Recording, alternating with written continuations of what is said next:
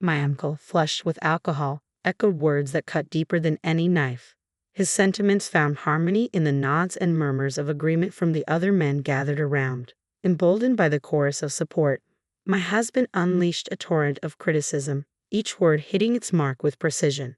His satisfaction gleamed in his eyes as he reveled in the validation of his peers. I forced a calm facade, swallowing my humiliation and rage with each breath.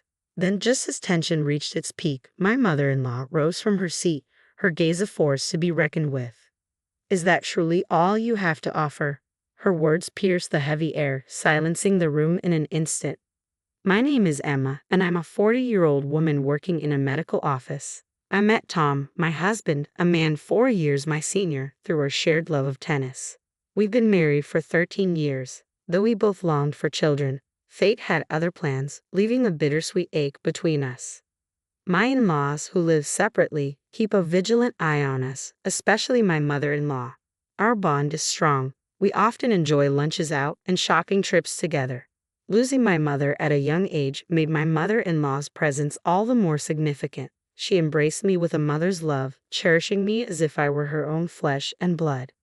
While our marriage initially thrived, over time my husband's demeanor shifted. After about a decade, he became increasingly domineering. His once gentle kindness toward me evaporated. Moreover, his workload burgeoned, leading to frequent overtime and business trips. 3 years ago, he was reassigned to a different department, exacerbating our disconnect. He now spends half the week away from home. Upon his sporadic returns, his demands are curt and dismissive. "Dinner," he barks, or "Is the bath ready yet?" treating me as if I were merely a servant. Fed up, I once dared to voice my grievances. "You're not a child anymore. You should at least handle your own clothes," I protested. His response was chilling. "What nonsense is this? Your role is to obey me as your husband. Don't complain, you're my wife." For what felt like an eternity, my husband's accusatory finger jabbed the air, his voice rising in a crescendo of abuse. This ritual of verbal assault would replay whenever his mood soared, a relentless cycle I couldn't escape. His incessant nagging and troublesome behavior left me no choice but to acquiesce. Sitting at the dinner table one evening, I faced yet another onslaught of criticism. "More vegetables again? Am I supposed to eat like a rabbit now? Get some meat on the table. You know your cholesterol's high." Reluctantly, I resolved to reduce the meat intake. But before I could speak, he rose abruptly, flinging the meal I had prepared onto the floor. "No one knows my body better than me. I'll eat out," I declared, but my words fell on deaf ears as he stormed out, wallet and phone in hand, slamming the door behind him. Every day, I scoured the internet for low-salt, low-meat recipes, desperate to accommodate his high cholesterol flagged in his company's medical checkup. Yet despite my efforts, it all seemed in vain. As I stooped to clean up the mess on the floor, a wave of desolation washed over me. 3 hours later, my husband returned, his tune merry, his senses dulled by alcohol. In resignation, I retrieved his coat from where he carelessly flung it, only to catch a whiff of grilled meat mingled with a perfume unfamiliar to me. Doubts that had lingered in the shadows of my mind surfaced with renewed intensity. I had suspected infidelity in the past, but lacking concrete evidence, I chose to suppress my concerns. Yet the distinct scent of that perfume fueled my suspicions like never before. From then on, whenever my husband's temper flared, he would vanish without explanation, returning home only to rush into the shower. Each time, the telltale fragrance lingered in the air, a haunting reminder that something was amiss. Soon his careless whistling in the shower would be silenced unless I confronted the truth lurking within his coat. Bolstered by my growing conviction of his infidelity, I resolved to gather evidence to confront him. 3 weeks later, on New Year's Day, we made our customary visit to my in-laws' home, where relatives congregated for the annual celebration. The table was adorned with a feast prepared lovingly by my mother-in-law, a colorful array tempting the senses. Amid greetings exchanged and well wishes shared, my husband's discontent simmered just beneath the surface. "Don't hold back, Emma. Dig in," my mother-in-law encouraged, to which I gratefully replied. Yet my husband's gaze bored into me with disapproval as I savored the meal, appreciating the effort put forth by his mother. "Where are the chopsticks?" His voice pierced the air, breaking the harmony of the gathering. Hastily, I fetched them from the kitchen, presented them to him, only to be met with another demand. "And the cups?" he queried, his irritation palpable. Shouldn't she anticipate these things without being asked? You need to be more attentive to your surroundings, he chided, his words like barbs aimed at my every move. Despite the presence of our extended family, my husband's verbal assaults persisted. I'm not a mind reader. You have to communicate with me, he insisted, his tone cutting through the festive atmosphere. Suppressing my frustration, I handed him a glass, which he accepted with a charming smile as he sipped the sake poured by our relatives. Would you care for a drink, Emma? My uncle kindly offered, but my husband interjected, she's on chauffeur duty today, dismissing the gesture. Meanwhile, my mother-in-law and the other women toiled away in the kitchen, preparing lunch and attending to the needs of the men. Donning an apron I brought from home, I joined the flurry of activity, working tirelessly alongside them, while my father-in-law and the other men reveled in their merriment, consuming one bottle of sake after another. The sounds of their boisterous laughter filled the air. Expressing her sympathy for our busyness, my mother-in-law interrupted our tasks to offer us a respite, serving steaming cups of tea. As we sat together, engaging in light conversation, my husband's voice echoed from the living room, a reminder of the tensions simmering just beyond our temporary sanctuary. Let's spice things up with some honesty, shall we? A little stress relief for the new year, my husband proposed to the delight of the gathered guests. The loser of a round of rock, paper, scissors gets to spill the beans, he declared, his words slurred from alcohol. That sounds like a riot, my mother-in-law chimed in, her interest piqued. Little did she know, I had my own agenda for this New Year's Eve gathering. As the game commenced with enthusiastic shouts, I seized the opportunity presented by my husband's unexpected suggestion.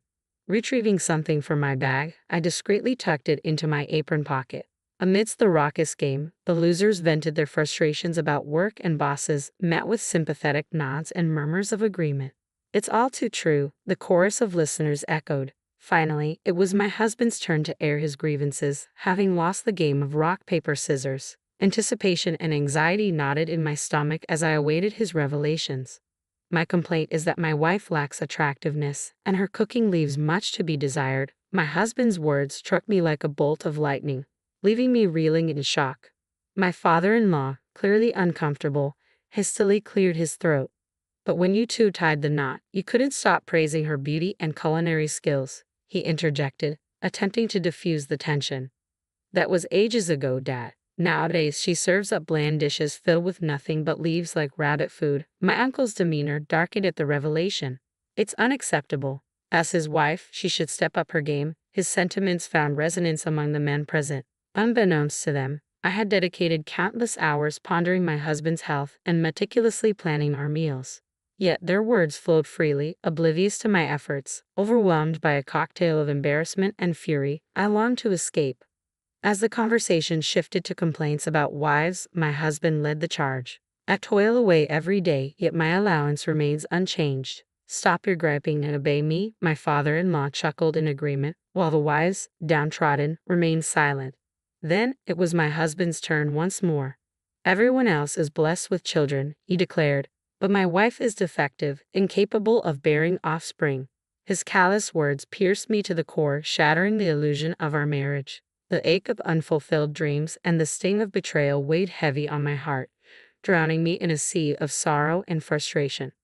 I inhaled deeply, willing the tears threatening to spill over to retreat.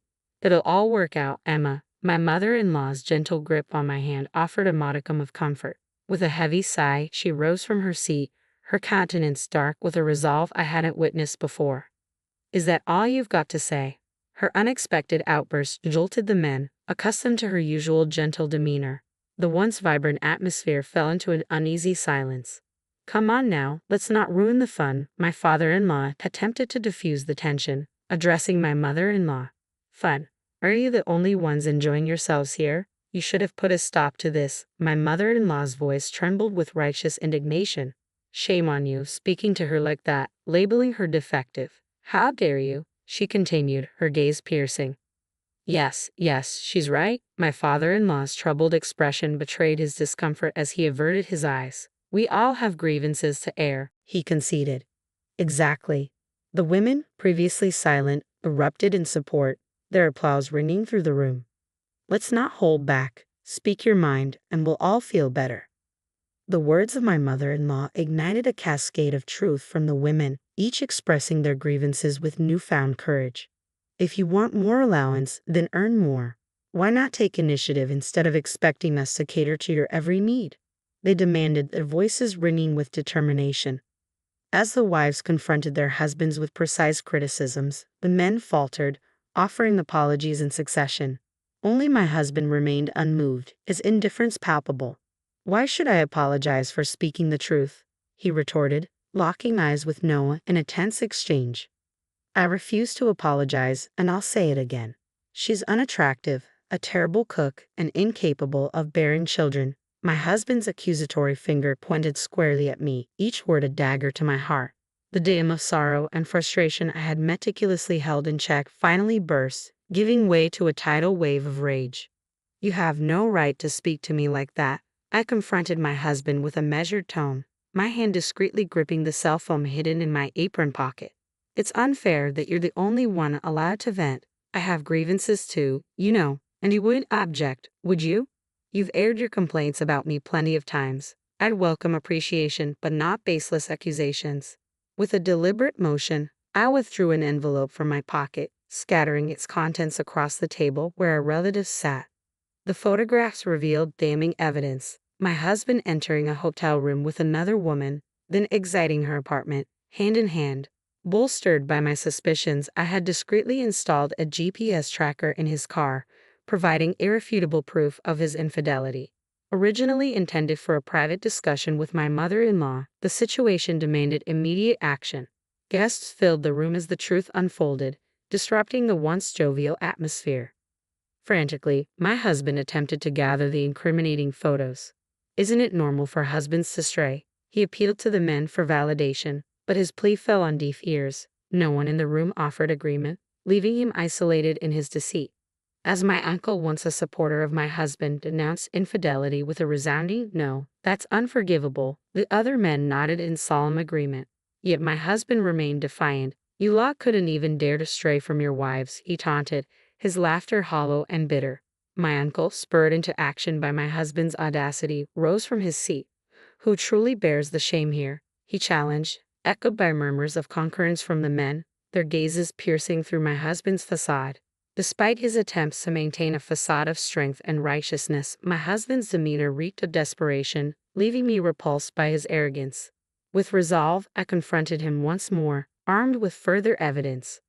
"A week ago, I received a call from Maruka-san, your newfound love," I revealed, each word laden with the weight of betrayal. "She claimed you've been seeing each other for 3 years now." My husband's feeble attempts at denial only served to betray his guilt. "She even mentioned your subordinate, and the fact that she's 7 months pregnant," I continued, unmasking the deceit woven into his web of lies. "She pleaded for a divorce, stating that you refused to acknowledge the child, fearing my reaction." His protests dissolved into stammered excuses as I extracted my phone from my apron pocket, placing it on speaker for all to hear.